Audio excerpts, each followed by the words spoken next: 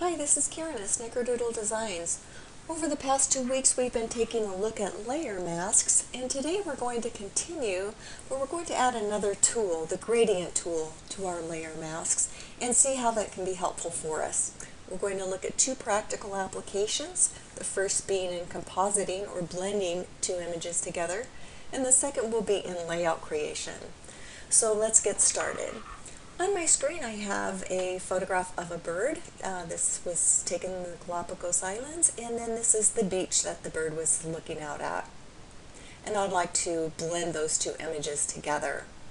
So what I'll do is make sure that my layer is active, my bird layer is active, come down to the bottom of the layers panel, click on the add layer mask icon to add a mask to that photograph.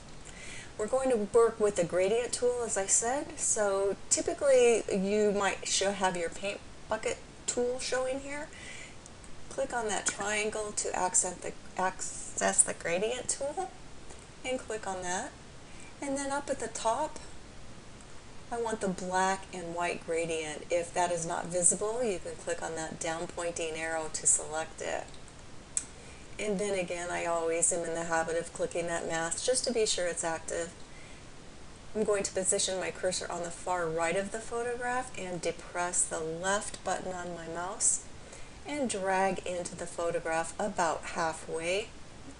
And then when I get to the desired position, just release my mouse. And the gradient is applied. You can see that on the mask, and the two photographs are blended nicely. If I wanted that a little bit more of a blend, I could just bring this in a little further, so you can add on to your mask as you like. You can drag from the lower, from the top, however you like, until you get the look that you want. And that's just really how simple it is. Now you can click the reverse if you like, and sometimes you can get some rather interesting looks with that.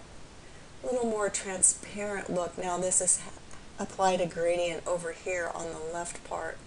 So again, it depends on what look you're going for. So just continue to play with it until you're happy.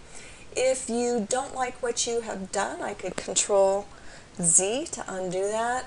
Or if you've just gone way beyond and want to start all over again, just right click on your mask and hit delete layer mask.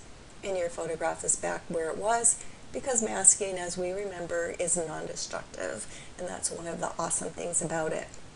So really that's all there is. It's so super simple. It's just really fun to play with. So let's take a look at a layout that had a gradient applied to it. This layout was created by Norma.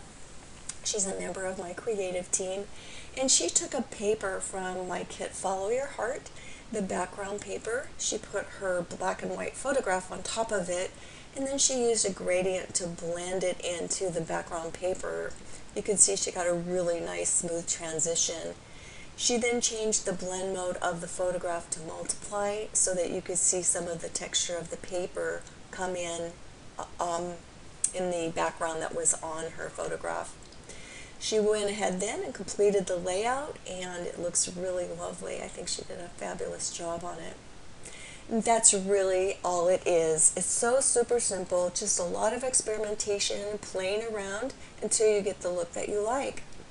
Next week we're going to talk about adding a mask to a mask, and that'll be really fun. So I hope you'll come back, and in the meantime experiment with masks. Thanks, I'll see you next week.